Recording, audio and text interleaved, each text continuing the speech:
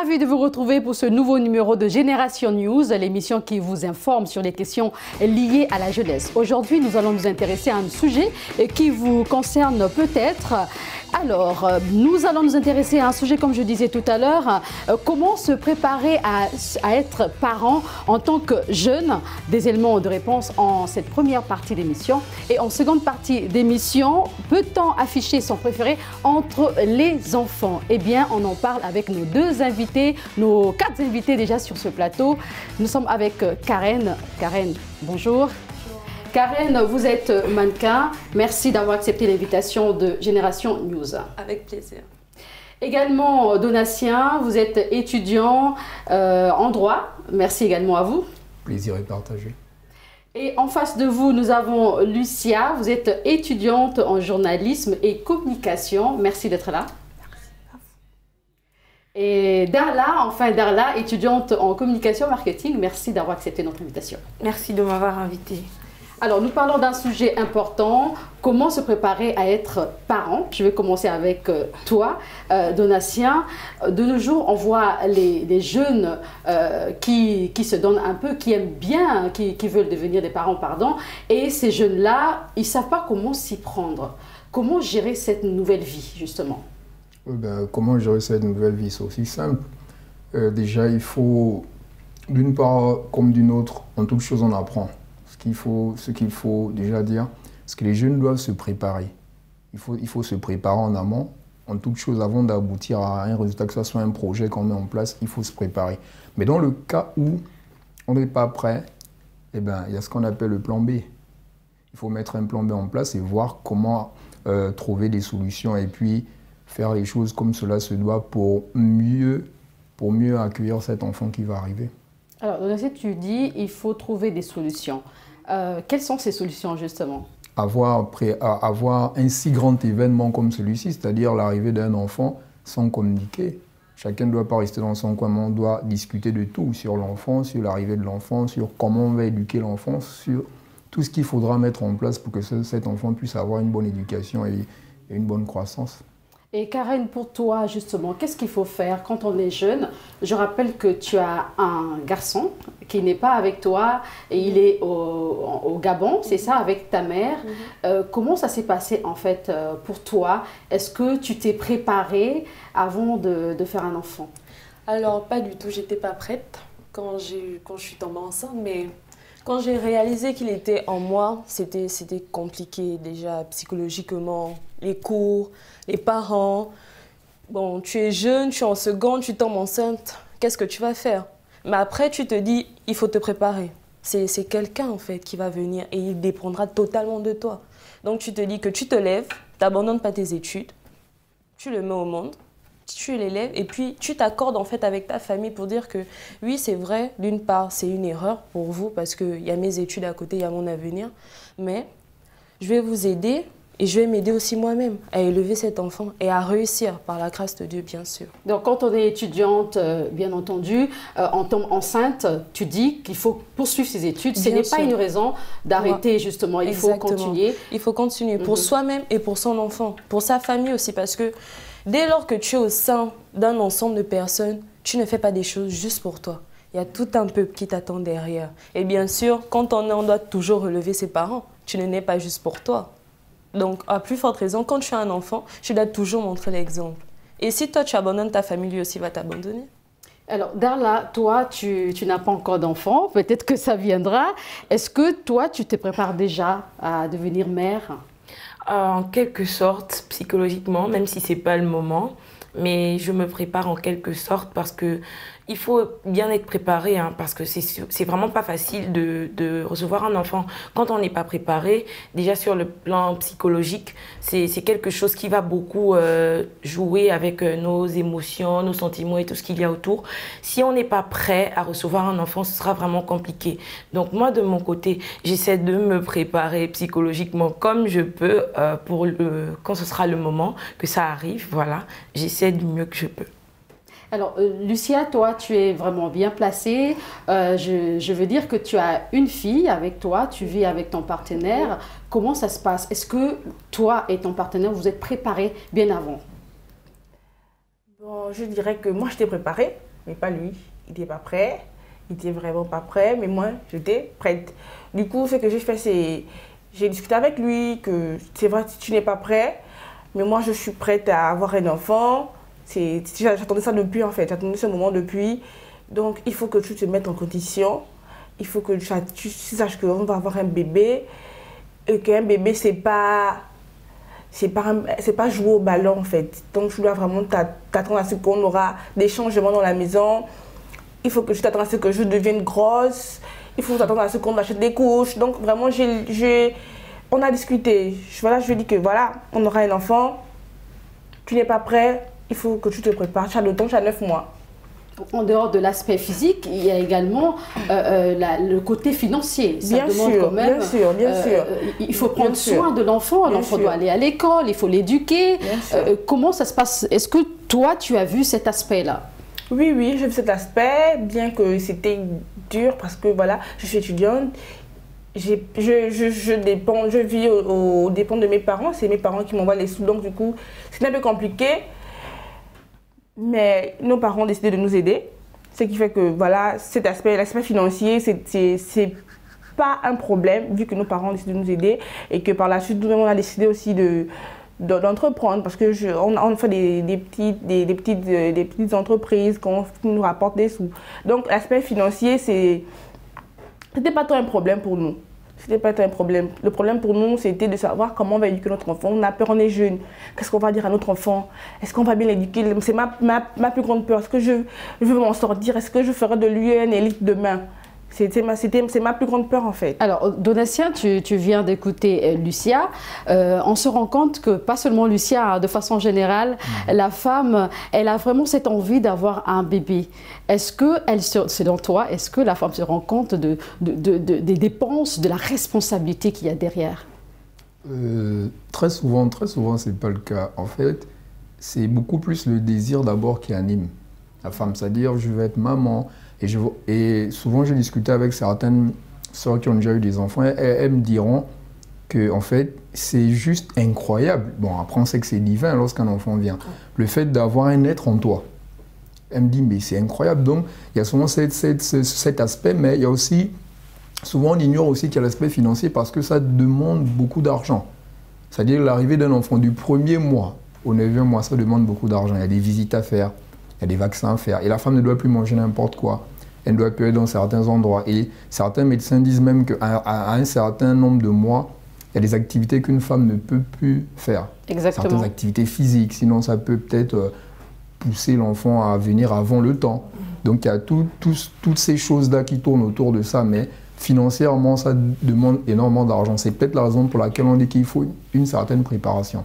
Est-ce que l'homme, justement, doit, comme tu dis, une certaine préparation, l'homme doit avoir on va dire un emploi, ou encore la femme doit travailler pour savoir comment gérer cette situation? Quand l'être arrive dans sa maison, comme je disais tout à l'heure, il faudrait l'éduquer. Oui. C'est ça. Oui. Alors, vas-y. Oui, l'homme doit absolument avoir un emploi. Je me suis rendu compte d'une chose. Il y a un passage dans la parole de Dieu, dans la Bible, Jésus dit quel homme donnera à son enfant un serpent lorsque l'enfant lui demande un poisson, ou une pierre lorsque l'enfant lui demande du pain. En fait, l'enfant ne cherche pas à savoir comment la nourriture viendra sur la table. Lui, il joue, il est content. En fait, pour l'enfant, la vie est belle. Hein. C'est un enfant, c'est-à-dire que là, je parle après peut-être la naissance, on va dire 1 an. Il est content, il dit papa, maman, mais lui, il ne cherche pas à savoir comment ça viendra. Lui, c'est juste que le soir ou le matin, il va prendre son petit déjeuner. À midi, il aura son déjeuner, le soir, son dîner. Maintenant, c'est aux parents de mettre tout en place pour prendre soin de l'enfant. Donc, il faut absolument avoir un emploi, ou bien, si on n'a pas un emploi, peut-être développer sa propre structure et puis pour prendre soin de l'enfant. Alors, Karen, les femmes attendent beaucoup de leurs partenaires. Est-ce qu'elles n'en font pas trop, justement? Bon, la majorité du temps, si. Hein. On exagère, on profite de ça. Petit caprice, en parenthèse. Mais souvent aussi, c'est parce qu'on est en joie, on déborde un peu trop sur les bords. C'est vraiment, ça devient compliqué. Et puis, on va dire, on a les yeux plus gros que le ventre. Parce qu'on se dit, oui, si si c'est une fille, c'est un garçon, il doit avoir ça, il doit s'habiller comme ça. Et puis voilà, on oublie que derrière, bah, ce sera chaud hein, pour subvenir à tous les besoins de la maison, le loyer, le courant, la nourriture. Donc s'il fallait qu'on doit s'affamer pour notre enfant, il n'y a pas de souci, mais au bout d'un moment, on n'arrive plus à gérer. Et en ce moment-là, il va falloir aussi comprendre son partenaire. Ça ne veut pas dire quand on a un enfant, forcément, il faut tout arrêter. On peut prendre des initiatives, avant même de tomber enceinte, hein, on peut prendre des initiatives pour qu'une fois enceinte, une fois on a son bébé, on sait qu'on a des structures quelque part, on a une entreprise qui pourra aussi nous aider. Alors, Darla, je ne sais pas si tu partages justement cet avis. Avant de tomber enceinte, une femme, elle doit savoir que je dois avoir quelque part une structure ou bien une entreprise quelque part. Je suis totalement d'accord avec ça. C'est pour ça que je disais que quand j'expliquais comment je me prépare, je disais que c'est pas le moment, juste parce que je ne suis pas encore financièrement stable. Je me dis que pour avoir un enfant, il faut être financièrement stable déjà, pouvoir subvenir à un certain nombre de besoins, même si après on peut avoir une aide, mais l'enfant ne peut pas manquer de lait dans la nuit et moi je vais être là, je serais vraiment très mal de chercher à contacter des gens pour qu'on m'envoie par exemple 5 000 francs pour trouver une boîte de lait et pendant ce temps l'enfant est en train de souffrir. Donc pour moi l'idéal c'est d'être déjà financièrement stable, se préparer. Quand je parle de préparation, je parle également du côté financier.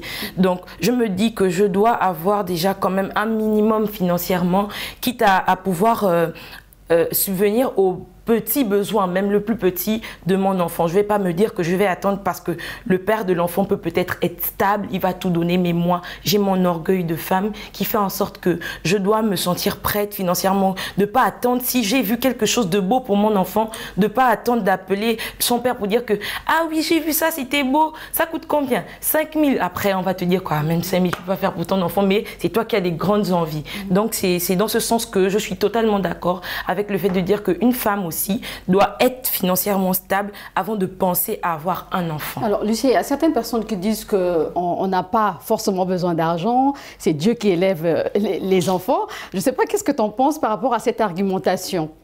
Cette argumentation, franchement, je ne suis pas d'accord parce que c'est certes Dieu est là, il laisse la main derrière, mais on a besoin du côté financier.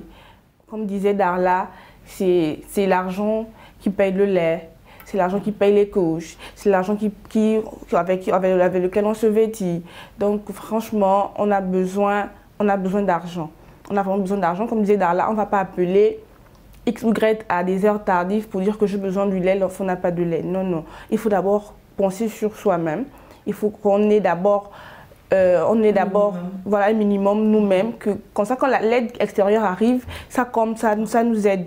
Mais il faut d'abord avoir soi-même quelque chose pour pouvoir subvenir aux besoins de l'enfant. Certes, Dieu est là, c'est la main derrière, c'est lui qui nous garde, mais il faut qu'on ait des ressources. Après, moi, je veux juste préciser que ça, c'est dans le cas où tu prévois de faire un enfant. Pas quand ça arrive par accident, s'il faut le dire ainsi, même si c'est réellement pas un accident. Mais quand ça arrive entre-temps, sans qu'on ait prévu. Ça, c'est dans le cas où tu prévois, tu te dis « Ah, moi, je veux avoir un enfant. » Mais il faut vraiment penser... Au moment où ça arrive, voilà, on n'a pas le choix. On n'a pas le choix. On est dans des situations difficiles. Tu vas pas abandonner, tu vas te battre. Mais si tu as décidé de t'en vouloir, de dire « Je vais avoir un enfant », il faut penser vraiment à ce côté financier parce que c'est très important. Et ce côté financier aussi peut engendrer quelques conflits. Hein. Ouais. Je m'adresse à toi justement, Donatien. Pendant que vous êtes ensemble, bon, pas vous forcément, pas toi, Donatien, parce que tu n'es pas marié, tu n'as pas d'enfant, mais de façon générale, on a remarqué qu'il y a des conflits au sein du foyer parce que la femme s'occupe plutôt de l'enfant, elle n'est plus attentionnée, il y a ce qu'on appelle des baby clash, des crises autour du bébé. Alors, qu'est-ce qu'il faut faire? Est-ce que la femme doit quand même comprendre que l'homme a besoin d'elle? Oui, bien sûr. En fait, on doit faire la part des choses. C'est vrai que on va pas dire, la femme ne peut pas se permettre de dire que l'enfant prend toute la place. C'est pas possible parce que pour concevoir cet enfant, elle a eu besoin de la semence. donc de son homme. Ça peut être son époux, ils sont ensemble et tout, son partenaire. Donc il faudra juste faire la part des choses et encore là, il faut encore communiquer. Donc si on met plus de place pour l'enfant, mais l'homme va se sentir comme en quelque sorte rejeté. Et ça, après, ça peut entraîner d'autres problèmes dans le foyer en fait. Et Karen, qu'est-ce que tu en penses? Est-ce que c'était le cas pour toi ou pas? Est-ce qu'au tout début, toi, c'était plutôt l'enfant, tu ne regardais pas ton partenaire? Alors, pour ma part, non. Oh, parce que aussi, j'ai pas eu une grossesse vraiment compliquée. Avec le sport, comme je disais, mon corps était, on va dire, prêt. Je ne sais pas pourquoi, mais le médecin m'a dit que c'est à cause de beaucoup d'activités physiques. J'ai eu un ventre très petit à 9 mois qui ne se voyait vraiment pas. Donc, quand j'ai accouché, normalement, c'était bien. 2 jours après, j'étais comme si ne s'était rien passé. J'ai commencé à mettre les choses en place dans ma tête avec mon partenaire. Et puis, voilà, on s'est associés. C'est allé très, très vite. On s'est entendu sur des bases solides. Pour se dire que ce n'est pas parce qu'il y a l'enfant qui est là qu'on va changer de personnalité ou bien on va se transformer en quelqu'un que nous ne sommes pas. Parce qu'après aussi, ça va se répertorier sur l'enfant. Il va le ressentir. Et après, on remarque qu'il y a certains parents qui arrivent à le dire, même si c'est souvent difficile, que oui, tu as changé ma vie, c'est à cause de toi que je n'ai pas pu accomplir mes rêves. Mais ça ne se fait pas. Ton enfant ne t'a pas demandé de changer. Tu ne changes pas parce que tu veux devenir quelqu'un d'autre. Non, tu dois rester toi-même et tu dois faire des concessions pour ton enfant. C'est tout. Et justement, il y a certains gestes à faire pour aider l'homme d'être proche du bébé. Déjà, quand le fœtus est dans le ventre, il écoute des voix. Et souvent, l'homme est un peu écarté. Il va falloir qu'il y ait certains gestes qui vont permettre à cet homme d'être très proche et ne pas être étranger. Une fois l'enfant vient au monde, Lucia est en train tu veux réagir justement? Oui, est-ce que tu as vécu ça? Voilà. Oui, j'ai vécu ça. J'ai vécu ça, c'est-à-dire que mon bébé dans le ventre, elle bougeait beaucoup. Vu qu'on mon conjoint était toujours avec moi. Et une fois, on s'est discuté, elle bougeait plus. Elle bougeait vraiment plus. J'étais vraiment mal parce que j'étais triste, donc elle bougeait plus. Elle bougeait plus. Et dès qu'on s'est réconciliés, elle a commencé à bouger. J'ai dit, mais franchement, ça c'est formidable. J'ai dit, regarde, vu qu'on ne se parlait plus, elle ne bougeait plus. Et là, on s'est réconciliés, elle bouge. Pour ajouter à ce que Darlene disait, pour le conjoint, pour faire des concessions, quand ça ne va plus, que la mère n'est plus pareille, pour aider votre partenaire dans la relation et tout avec l'enfant, moi, je dirais que c'est pas facile quand une maman vit avec son enfant, son conjoint dans une même maison, loin des parents. C'est vraiment pas facile. Tu as le ménage, tu as la lessive, tu as tout ça, tu dois t'occuper du bébé, c'est vraiment pas facile. À un moment, tu es surménagé, tu ne sais plus où te mettre en fait. Tu ne sens pas la présence de l'homme, souvent il laisse la femme, c'est ça. Voilà, il doit tu vois, en fait. Tu vois. Donc, présent vraiment. Voilà, l'homme doit être présent. Mais quand à un moment il dit tu n'es plus là, j'ai besoin. À un moment j'ai envie de dire que je suis fatiguée. Je fais le ménage, je fais à manger, je m'occupe de vous. À un moment, quand j'ai du temps pour moi, c'est juste du temps pour moi parce que je finis de faire à manger, la lessive, je repasser, je m'occupe de vous. À un moment, je suis fatiguée et quand j'ai ces petites 2 heures là pour moi, je veux les garder pour moi.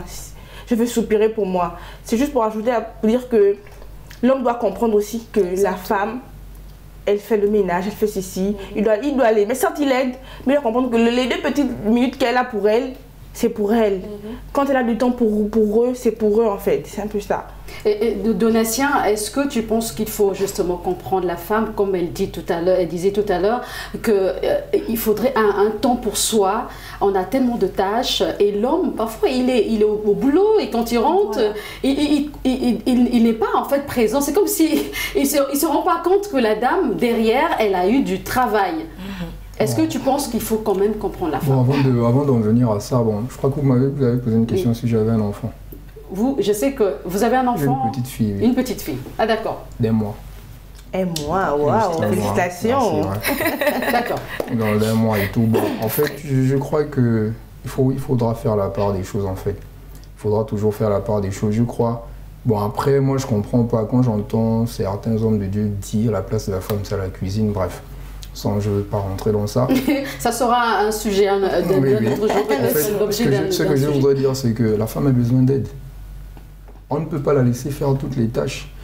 Déjà, quand l'enfant... Déjà, tous les enfants ne sont pas pareils, parce que les enfants qui pleurent beaucoup. Donc, s'il faut s'occuper de l'enfant, aller préparer, faire le ménage. Oui. Après, le bon monsieur, il est juste assis, il croise les pieds, ben chérie, il faut me servir. C'est le chef. Non. Je crois qu'il faudra... Au moins, on a un homme ici qui comprend ce que les femmes vivent. Il faudra que l'homme vraiment aide sa partenaire. Parce que moi, j'ai vécu ça avec maman. Donc, maman, papa allait au travail. Quand à un moment c'était difficile, j'étais l'homme de la maison. En fait, j'étais l'homme à tout faire. Donc, je devais lui donner un coup de main. Et c'est aussi à cause de ça que je cuisine. Parce qu'à un moment donné, elle était épuisée. Donc, je cuisine pour tout le monde, pour papa, maman, toute la famille. Donc il faudra aussi que l'homme soit là, parce qu'elle a besoin de ça, elle a besoin d'aide. Exactement. Mais si l'homme ne l'aide pas, ça devient beaucoup plus pénible. Et puis ça peut aussi emmener le stress, ça peut aussi emmener... la femme aussi peut déprimer. Après là, l'homme va dire oh, mais chérie, tu ne prends pas soin de moi. Non, il faut l'aider. Mais si cet homme-là, par exemple, n'a pas assez de moyens financiers et la dame voudrait avoir une femme de ménage, par exemple, qu'est-ce qu'il faut faire en ce moment-là? Est-ce qu'il faudrait que la femme aussi puisse comprendre l'homme qui n'a pas assez d'argent ou bien trouver une solution comme dans certains pays, faire venir une nièce qui pourra peut-être aider sa femme pour un moment? Karen. Là, ça dépend parce que, on ne va pas se mentir, dans toutes les familles, tu ne fais pas confiance à tout le monde quand il s'agit de ton enfant. Tu ne pourras pas souvent dire que oui, ta nièce va venir ici toute une semaine, surtout dans ton foyer avec ton partenaire, une autre femme comme toi. C'est pas facile de lui faire confiance à 100%. C'est vraiment pas facile.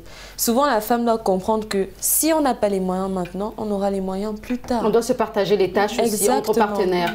Oui. Exactement. Si moi j'ai, je peux donner. Quand tu auras, tu vas donner.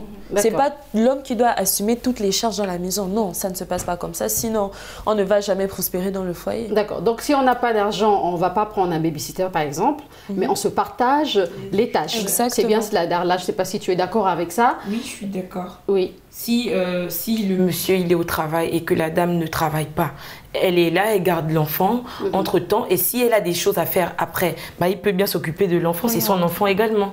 Donc, il faut se partager les tâches. Si on n'a pas le moyen de se prendre une nounou, qu'on se partage les tâches, qu'on trouve, qu'on fasse un emploi du temps, je dirais même, pour dire que quand toi tu es occupé, je garde l'enfant. Et quand moi, je suis libre, je le fais à mon tour. Voilà, pour se faciliter les choses. Et tout ça, il faut se préparer, comme bien sûr, au tout début. Et si, par exemple, on n'a pas eu le temps de se préparer, est-ce qu'on peut quand même faire confiance à nos parents, peut-être une voisine, pourquoi pas, ou bien une copine qui a une expérience, Lucia? Bon, moi, c'est pas facile. Hein. Comme je disais, c'est vraiment pas facile de faire confiance. Déjà que moi, franchement, c'est pas facile. C'est vraiment pas facile. Même avoir une nounou, c'était difficile. On a appelé et même donner l'enfant à sa soeur, à sa cousine, franchement, je ne vais pas vous mentir, j'ai très peur. Pas peur qu'on me fasse, mais je préfère que moi-même je garde mon enfant. C'est très risqué de prendre un nounou pour un bébé. Une nounou pour son enfant. Oui, mais parfois on n'a pas le choix. On a des gens qui travaillent, qui vont à l'école. On est obligé de prendre la nounou, la nourrice pour qu'elle garde l'enfant les 4 à 5 heures qu'on est dans nos activités. Parfois on n'a pas le choix. Bien que parfois des moyens manquent, mais on est obligé de tout faire, de mettre en place pour avoir des moyens, pour prendre une nourrice, pour continuer nos activités, soit scolaires, soit dans le travail. Parfois on n'a pas le choix, on est obligé. On est vraiment obligé. Et est-ce que les parents ont quand même un rôle à jouer, Donatien? Si on sait qu'aujourd'hui, je vais donner un exemple comme ça, ma fille, elle a 17 ans, elle est tombée enceinte. Est-ce que ce père-là, ou bien cette mère, a un rôle à jouer? Qu'est-ce qu'elle doit faire, cette mère? Bon, déjà tout partira du tempérament de chaque parent. Parce qu'il y a des parents, lorsqu'une fille, exemple, tombe enceinte, il y en a, j'en ai connu, hein, on les a mis à la porte. Les parents ne cherchent pas. En fait, c'est comme une forme d'humiliation, une forme d'opprobre. Comment à 17 ans, tu es encore élève, tu nous emmènes un enfant. Mais par contre, il y a d'autres parents qui font vraiment preuve on va dire quoi, d'une certaine maturité. Au lieu de repousser l'enfant, ils se disent que là, notre fille est tombée enceinte, il faudra qu'on soit là pour elle. Les conseils, le soutien, tout ce qu'il faut faire jusqu'à ce qu'elle accouche. Et ma mère a l'habitude de me dire en langue, en fait, que lorsqu'une femme est enceinte, c'est comme si elle était sur la montagne. Tant qu'elle n'est pas descendue de la montagne, il faut continuer à prier Dieu. Ce qu'elle me dit d'habitude. Donc, en fait, là, les parents, il y a des parents qui sont vraiment, qui ne sont pas réfractaires. Mais il y a d'autres parents aussi, par rapport aussi à l'éducation qu'ils ont reçue. Peut-être qu'ils n'ont pas emmené un enfant tôt, ils ont eu un certain âge et puis une certaine stabilité. Mais non, donc, quand eux, ils voient ça, ils n'acceptent pas aussi facilement. Et Karen, pour toi, tu n'étais pas vraiment préparée. Et ta mère, tu nous disais ça hors antenne, que ta mère a demandé à garder l'enfant jusqu'à te faire signer, à vouloir te faire signer un document. Un document, oui, pour que j'abandonne complètement la garde de mon enfant, ce que je dis à tout le monde, ne jamais faire. Ton enfant, c'est ton enfant. Même si c'est ta mère ou c'est ton père, c'est ton enfant. C'est comme si tu abandonnais ton enfant, en fait. C'est pas possible, c'est pas imaginable. Est-ce que la maman aussi n'a pas vu que tu n'étais pas dans cette capacité-là d'élever l'enfant? On va dire, je vais pas dire ça parce que je me suis toujours battue pour mon fils dans la maison. Même si je m'occupe de lui, j'essaie quand même de faire les tâches toujours montrer que c'est pas parce que j'ai un enfant que je vais rester voilà, bras ballants. Mais je vais plutôt dire que les grands-mères avec leurs petits-enfants, l'amour est très très fort. On va dire un peu trop souvent. Et voilà, c'est vrai que souvent, c'est dans la famille, quand il y a plusieurs personnes, parce que dans notre maison, on était à 8, il y a ses frères aussi qui étaient dans la maison. Souvent, au début, c'était bien, mais après, ils mettent des idées pour dire que non, mais toi, tu dois prendre l'enfant, elle est jeune, elle ne peut pas s'en occuper, même si elle s'occupe maintenant. Qui te dit qu'après, voilà. Et puis, elle change d'idée, elle change de mentalité, et puis ça devient le désordre. Les conflits naissent. D'accord. Voilà. Alors, c'est pas évident pour les jeunes parents d'avoir des bébés très tôt. C'est pas évident, vous l'avez dit tout à l'heure. Et quelque part aussi, quand on est parent, on a des enfants préférés. On va en parler dans la deuxième partie de notre émission. À tout de suite.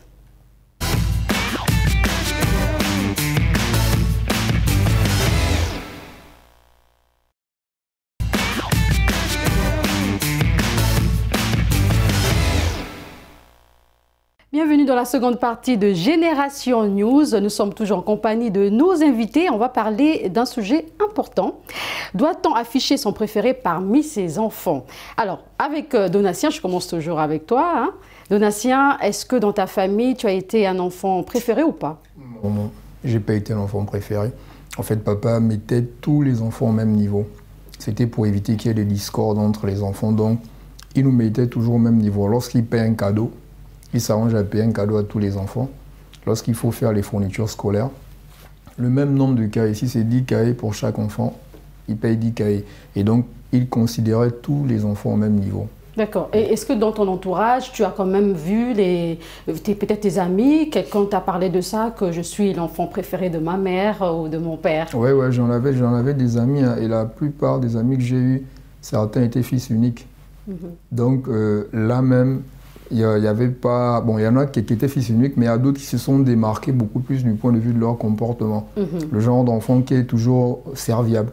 Quand la mère dit fais ceci ou les parents disent fais cela, il est toujours là, il répond toujours présent. Et donc les parents donnaient plus de responsabilité à cet enfant-là qu'aux autres enfants. Parce qu'à ceux qui faisaient la tête lorsque les parents leur demandaient de faire certaines tâches, ces enfants-là avaient plus de responsabilités. Et Karen, quand on est parent, doit-on afficher sa préférence pour tel ou tel autre? Selon moi, non. Parce que ça crée toujours plusieurs discordes à long terme. Je prends mon cas avec ma grande sœur, déjà parce qu'on n'a pas l'habitude d'exprimer nos sentiments. C'était vraiment compliqué pour elle de penser que j'étais l'enfant préféré de ma mère. C'était les coups, les disputes, les bagarres. Et c'est quand on s'est vraiment bagarré qu'on a pu crever l'abcès pour dire que oui, mais toi, tu étais comme ça avec moi. Et voilà, on a eu ce lien-là. Mais imaginons, c'était pas arrivé. On devait grandir comme ça et puis on devait totalement se briser. Donc vous vous êtes trompé en fait, il n'y avait pas d'enfant préféré? Non, pas du tout. C'est ça. Il n'y avait pas d'enfant préféré. Nous deux, on était pareils, on subissait les mêmes choses. Mais juste qu'elle, elle voyait ça d'une autre façon. Et quand il y a une confusion, Darla, les enfants qui se disent que ma grande sœur, par exemple, ma grande sœur, c'est la fille préférée de ma mère ou mon frère, est-ce que les parents ont un rôle à jouer justement pour rassurer les enfants qui sont dans cette confusion-là? Bien sûr, et ce sont les mieux placés d'ailleurs, je pense, parce que il n'y a que les parents qui peuvent convaincre un enfant que voilà, l'autre n'est pas mon préféré. Je vous aime tous de la même manière. Je pense que les parents doivent faire asseoir les enfants et parler pour dire que vous êtes là, vous êtes tous nos enfants. Il n'y a aucune distinction.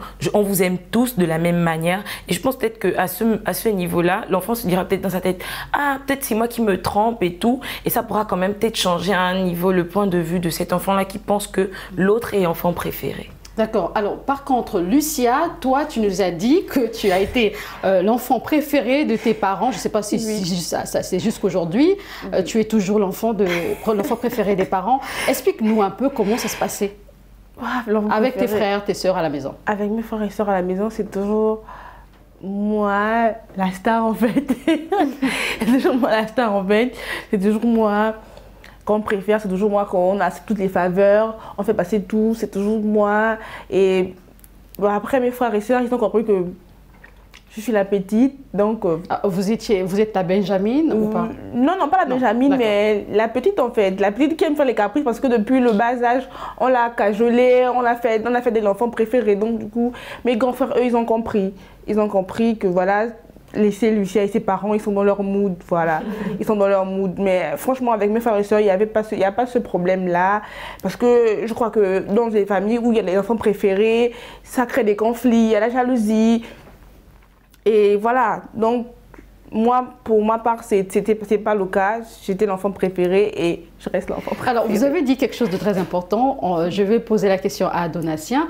Elle dit qu'il y a eu quelques conflits. Comment faire justement dans une famille où on sait que telle est la préférée de maman et quelque part il y a des conflits? Est-ce que c'est justement les parents qui doivent montrer aux enfants ou bien convaincre les enfants que on vous aime de façon différente, mais il n'y a pas de préférence? Je crois que ce sont les parents. C'est le premier rôle des parents en fait, d'être à même de montrer aux enfants que vous êtes tous nos enfants au même niveau. C'est-à-dire qu'il n'y a pas un qui est plus que l'autre parce qu'on a tous voulu vous avoir, donc on vous aime tous. Peut-être différemment parce que chaque enfant a son caractère. Il y a des enfants qui sont introvertis, d'autres extravertis. Maintenant, est-ce qu'il faudra mettre des comparaisons? Non, il faudra les aimer tels qu'ils sont et peut-être les accompagner dans ce sens. Et puis, il faut aussi que dans la famille, que les parents communiquent beaucoup avec les enfants. Exactement. Parce que ça manque. Souvent, aujourd'hui, ça manque. Ce qui fait qu'aujourd'hui, je me rappelle, j'ai regardé un documentaire, ça remonte, c'est une jeune fille qui s'était suicidée aux États-Unis parce que, en fait, elle subissait un harcèlement. Bon, elle est malheureusement allée sur un réseau, il fallait pas. La mère a découvert ça, tout ceci. La fille, avant de se suicider, avait fait une vidéo. Donc, elle ne communiquait pas avec l'enfant. Donc, ce qui fait qu'aujourd'hui, il faut que les parents aient cette amabilité, cette capacité de toujours communiquer pour voir un peu les directions que chaque enfant veut prendre. Même s'il y a une préférence quelque part, mais il faut communiquer avec les enfants. Toujours. Justement, il y a des enfants qui se disent que je ne suis pas aimé dans la famille, mes parents ne m'aiment pas. Ces enfants-là se sentent rejetés, ils ont un manque d'amour, ils n'ont pas confiance en eux. Karen, qu'est-ce qu'il faut faire justement pour ces enfants-là? Est-ce qu'eux-mêmes déjà, ils doivent savoir que dans ce monde, quand je serai adulte, tout le monde ne peut pas m'aimer? Est-ce que quelque part, c'est aussi dire à l'enfant, il faut que tu saches que tout le monde ne peut pas t'aimer? Oui, bien sûr. Il faut, et puis comme il a dit, c'est vraiment très important le dialogue parent-enfant. C'est vraiment très, très, très, très important parce que même si je te dis, même si je t'apprends en tant que parent que tout le monde ne pourra jamais t'aimer, c'est impossible, il faudra déjà que tu sentes l'amour venant de ta propre famille aussi. Et puis, si je ne peux pas parler avec toi, à quoi bon? Parce que je vais toujours dire que, surtout si tu viens me dire aujourd'hui que oui, j'ai pas de préférence, mais je vois tes actes qui le prouvent le contraire, parce qu'on dit les actes valent plus que les mots. Mais quelque part, peut-être aussi c'est un parcours. Un parent qui a eu du mal à faire un enfant, et 10 ans plus tard, je donne un exemple comme ça, 10 ans plus tard, il a ce fils-là, et 2 ans après ou 4 ans après, il a une fille. Peut-être qu'il va se dire, bon, elle va se dire, cette dame ou cette mère, que j'ai une histoire et je serai plus attachée à l'aîné. C'est là où les parents doivent apprendre à travailler sur eux-mêmes, parce que c'est très important. J'ai vécu ça. Je vais encore prendre exemple sur moi parce que ni ma grande sœur ni moi on a de dialogue avec ma mère. on ne se parle pas. Si je me blesse, je vais aller voir mon oncle ou bien je vais me guérir. C'est dans le passé, ça pas jusqu'ici. Hein. Jusqu'ici. On a grandi comme ça, pas de dialogue. Si on a besoin de conseils, on va aller voir nos amis ou bien on va aller voir le psychologue à l'école. Mais on ne va jamais venir s'asseoir avec notre mère ou bien notre père même pour dire que regarde, j'ai cette situation-là, qu'est-ce que je fais? Je fais comment? Non, on doit apprendre sur nous-mêmes. Et ça, je sais que c'est parce qu'ils n'ont pas eu cette habitude-là de parler avec leurs parents. Et ils ne savent pas aussi comment faire avec nous. Alors, un manque de conflit, cela engendre des divisions. Des divisions, exactement. Carla, comment justement éviter cela? Qu'il y ait vraiment éviter ces divisions-là. Vous êtes nés d'une même mère, d'un même père, mais vous ne vous entendez pas parce que peut-être quelque part, papa n'a pas montré cet amour envers tout le monde. Qu'est-ce qu'il faut faire justement, Carla? Je pense qu'il faut apprendre à discuter entre nous, entre frères et sœurs. Si avec les parents ça passe pas, au moins ton frère ou ta sœur, tu peux parler avec eux plus librement. Parce que avec nos parents, c'est pas facile. Pourquoi? Parce que dans nos sociétés africaines, on ne connaît pas le dialogue avec les parents. Dans nos sociétés africaines, c'est le parent parle, tu te tais. C'est comme ça. Donc, il n'y a pas de discussion. Si tu n'es pas content de quelque chose, tu n'as pas le droit de venir te mettre devant ton parent pour dire que « Ah, ça, j'ai pas apprécié ». Non, ça, c'est un manque de respect. Donc, mais avec ton frère ou ta sœur, je pense que tu as plus cette facilité-là de parler. Du coup, si c'est difficile pour toi de parler avec ton parent, je pense que tu peux te rabattre vers ton frère ou ta sœur qui a peut-être la même tranche d'âge que toi et en parler. Parce que la meilleure des choses, c'est d'en parler. De garder ça pour toi, ça va faire en sorte que tu te crées des frustrations, que tu grandisses avec et ça va te créer des complications dehors, même avec les autres, et même en société. Même que certaines personnes préfèrent encore se rabattre vers d'autres personnes. Ça peut être une voisine, ou encore les réseaux sociaux. Hein, beaucoup de personnes vont maintenant sur les réseaux sociaux pour déverser tout ce qu'ils ont chez eux. On ne comprend pas souvent pourquoi il y a des gens qui sont vraiment accros au réseau. Il y en a qui sont accros au réseau parce qu'ils arrivent à communiquer là-bas, parce qu'ils gardent des choses en eux et ça devient lourd. À un moment donné, ils ont besoin de partager. Mais comme ils ne trouvent pas des personnes physiques avec qui parler de ça, ils se retournent vers le virtuel parce que là-bas, au moins, ils pensent qu'ils ne seront peut-être pas jugés ou ils seront mieux compris des personnes qui seront virtuellement là pour eux, en fait. Et Lucia, pour toi, est-ce qu'aujourd'hui, le calme est rentré, il n'y a plus de conflit dans votre famille? Ce n'est pas vraiment le cas comme Karen? Non, moi, ce n'est pas le cas. J'ai grandi dans un foyer où mon père, c'est notre meilleur ami. Les gens pensent même que c'est notre grand frère, c'est notre oncle. Du coup, la communication avec notre père, c'est... Les gens, quand on discute, vous allez me dire, vous parlez avec qui? Nous, c'est la communication, en fait. Mon père, quand je jouais à faire des bêtises, il me fait asseoir le soir, après le journal ou après le repas. Mademoiselle, vous avez fait des choses que je n'ai pas appréciées. Donc, vous voyez que moi, j'ai grandi avec la communication, en fait. Donc, avec mon père, jusqu'à aujourd'hui, c'est comme ça. C'est comme ça. Quand j'ai eu à avoir un enfant, c'est comme ça. Avec mon père, c'est la communication. C'est vraiment dans ce cadre-là où j'ai grandi. Donc, pour moi, comme a dit Darla, il faut vraiment communiquer. Moi, je crois que c'est la base. Et il faut bien communiquer. Parce que s'il y a une mauvaise communication, le feedback, il est mauvais. Donc, il faut vraiment communiquer. Je crois que Donatien voulait aussi réagir par rapport à cet aspect, le fait de communiquer avec ses parents pour éviter que les enfants se retrouvent avec des personnes étrangères sur les réseaux sociaux. Voilà, je pense que tu voulais oui. En fait, la communication, elle est utile.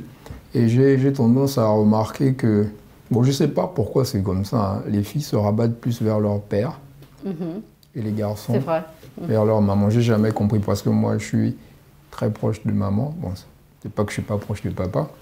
Et donc, la communication, elle est importante. Pourquoi? Parce que je crois que ça contribue vraiment à l'harmonie dans la famille, en fait. L'harmonie, la paix, tout ça. Parce que moi, j'estime qu'une famille n'est pas celle-là qui doit détruire. La famille doit construire. Donc, là, on doit mettre des petits égos là de côté, dire que je suis le préféré. C'est ce qu'on appelle le mythe de type. Ouais, donc ça, il faudra vraiment éviter cela. Donc, mieux qu'on communique. Maintenant, et on sait que j'ai remarqué ça aussi, hein. Exemple à Libreville, dans la famille, il y avait toujours, au Gabon, oui, il y avait toujours une personne qui était comme le porte-parole. C'est-à-dire, si par exemple il y a 4 enfants, tous les enfants n'ont pas le courage d'aller. On donne la responsabilité au garçon. Va dire à maman. Le cadet. Est-ce que c'est pas dû également à notre éducation africaine? C'est vrai que c'est pas dans tous les pays, mais on a l'impression que l'homme est au devant, même si c'est le cadet et que l'aîné a, j'en ai un exemple comme ça, l'aîné a peut-être 17 ans, le garçon a 15 ans, mais c'est le garçon qu'on va envoyer justement, va dire à maman, et maman va plus écouter le garçon. Mais là, quelque part, comme tu disais tout à l'heure, c'est peut-être aussi, on peut le comprendre, puisque le garçon est très proche de la maman et que la fille est très proche du papa, et donc le papa écoute plus la fille. Mais est-ce que ça devait se faire ainsi? Est-ce que ça devait se passer ainsi? En fait, je pense que les enfants devaient être proches de leurs deux parents. En fait, c'est le mieux à faire. C'est vraiment avoir cette concordance-là avec ces deux parents. C'est une harmonie, en fait. Ça te rend heureux. Toi, en tant qu'enfant, tu peux parler avec papa, tu peux parler avec maman. Et surtout dans ton éducation, quand tes parents sont d'accord, tu ne peux pas dériver. Parce que tu vas aller là-bas, maman dit ça, papa dit ça, je fais ce que je veux alors. Je peux aller là-bas et puis je vais contourner avec papa et puis maman va me taper devant. Ça sert à rien. Et justement, Lucia, est-ce que tu sens que ton enfant est plus proche de toi ou bien plutôt ton partenaire? Mon partenaire. Elle a 6 mois, mais franchement, quand son père rentre du boulot... Ça rejoint ce que Donatien dit. Oui, elle a 6 mois, mais quand son père rentre du boulot, madame est toute éblouie. Waouh, il est rentré. Mais quand moi je reviens des cours, elle me regarde. J'ai dit, mais maman est rentrée. Dès que son père, elle accourt et c'est le matin quand j'en parlais avec la nourrice, elle me disait que les filles sont toujours proches des papas et les papas et les garçons des mamans. Des mamans, justement. Et je prends mon cas, c'était pareil avec moi. C'était comme ça que j'étais avec. Est-ce que tu sens des petites scènes de jalousie oui. Quand tu es proche de ton partenaire et que la fille s'approche, elle est un peu jalouse? Elle nous regarde. Je dis qu'elle se met à pleurer. Je dis c'est pas normal, nous. Il est là avant toi tu viens d'arriver. Justement, quand on parle des enfants privilégiés ou encore enfants préférés, certaines personnes disent que ce n'est pas vraiment un bon langage. Les parents aiment les enfants différemment, Donatien. Oui. Les parents aiment les enfants différemment. En fait, c'est un système d'adaptation par rapport au caractère de l'enfant. C'est-à-dire que chaque enfant, vous allez voir dans une famille, il y a des enfants très bons. On ne va pas dire turbulents, mais certains disent qu'ils sont chauds. Des enfants qui jouent beaucoup. Ils sont agités et tout, mais c'est ce genre d'enfant aime beaucoup jouer. Maintenant, il y a un autre là, il est toujours dans son coin en train de gribouiller. Mais on ne sait pas ce qu'il fait. Donc, les parents, moi, je crois qu'il faut que les parents les aiment avec ces différences-là. Maintenant, comment est-ce que créer une osmose autour? C'est-à-dire les réunir et puis permettre à ce qu'on puisse les aimer avec ces différences, mais ne pas montrer par les actes qu'il y a une différence en fait d'amour par rapport à... Alors, montrer, mais il y a aussi des enfants qui sont très intelligents à l'école et parfois le parent se dit, il mérite un cadeau. Et quand l'autre voit qu'on offre des cadeaux à son frère ou à sa sœur, la petite sœur peut être jalouse, en ce moment-là, la faute ne revient pas aux parents. Non, pas du tout. Non, pas du tout. Et l'enfant doit faire des efforts également pour aller plus loin à l'école, par exemple. On va dire que là, c'est un esprit de compétition positif. Voilà. Très positif parce que je sais que si je travaille bien, j'aurai les mêmes cadeaux que toi. Mais si je ne travaille pas, je n'aurai pas de cadeaux. En fait, on doit juste être clair. Et là, en fait, ça va nous pousser, nous deux, à aller de l'avant. On va toujours chercher à avoir cette petite concurrence-là, mais dans les bienfaits, pas dans le négatif. Ça peut permettre également à ces enfants-là, une fois, oui, Darla. Parce que même avec mon père, c'est ce qu'il faisait vraiment à la maison. Hein. C'est vraiment comme ça, il nous fait asseoir et il dit, bon, les filles, vu qu'il n'a que des filles, voilà, les filles... voilà, vous savez, la personne qui a la moyenne, le trimestre là, a par exemple une telle somme d'argent. Tu vas te dire que oh non, moi je dois avoir une telle somme d'argent et tout. Je dois travailler, tu vas tout donner à l'école parce que tu sais que papa a promis ça.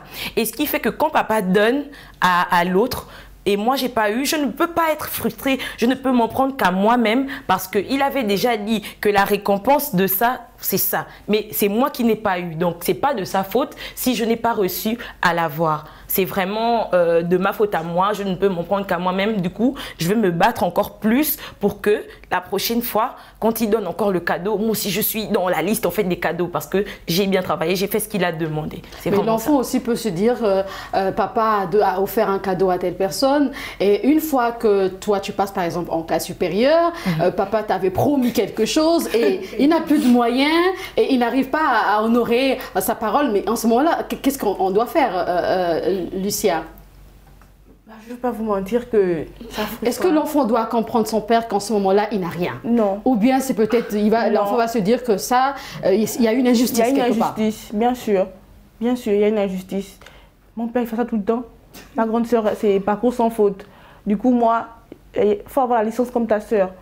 Ben, j'ai la licence, ouvre mon ordinateur. Il faut avoir le master comme ta sœur. Du coup, à un moment donné, tu as offert le crucier à ma grande soeur des cadeaux, pourquoi pas à moi maintenant aussi. À un moment, l'enfant aussi se dit que il y a une injustice. Dans le cas où il y a une injustice. Papa ne donne pas. Mais oui, mais il en a, mais oui, voilà, dans le cas c'est comme elle disait, c'est la tu disais c'était la compétition positive en fait. Oui, c'est une bonne compétition. Mais dans le cas où le papa n'a pas d'argent, de moyens, là l'enfant doit comprendre son père et ça ne doit pas être répétitif. Donc du coup, comme on disait, la communication c'est la base de toute chose. Quand on n'a pas, on vient dire à son enfant. L'enfant comprend, hein. L'enfant comprend. Même s'il va bouder un peu, mais il va comprendre. Tu vas dire à l'enfant que, ah papa, c'est vrai, je t'ai promis ça. Mais vraiment là, je n'ai pas. Quand j'aurai, je vais me battre pour te donner. C'est pas que j'ai oublié. C'est la communication. Voilà, c'est ça. C'est vrai qu'on peut parler des... Oui, tu veux rajouter? Ça apprend aussi à l'enfant à être honnête. Hein. Oui. Ah oui. Ça apprend vraiment l'enfant l'honnêteté pour dire que oui, là je sais que je suis dans telle situation, je vais dire que je suis dans telle situation au lieu de mentir ou de contourner. C'est juste pour ouvrir une petite parenthèse. Est-ce que, Donatien, toi tu nous as dit que tu n'as pas été enfant préféré de tes parents, mais est-ce que tu as été enfant préféré de tes grands-parents? Non.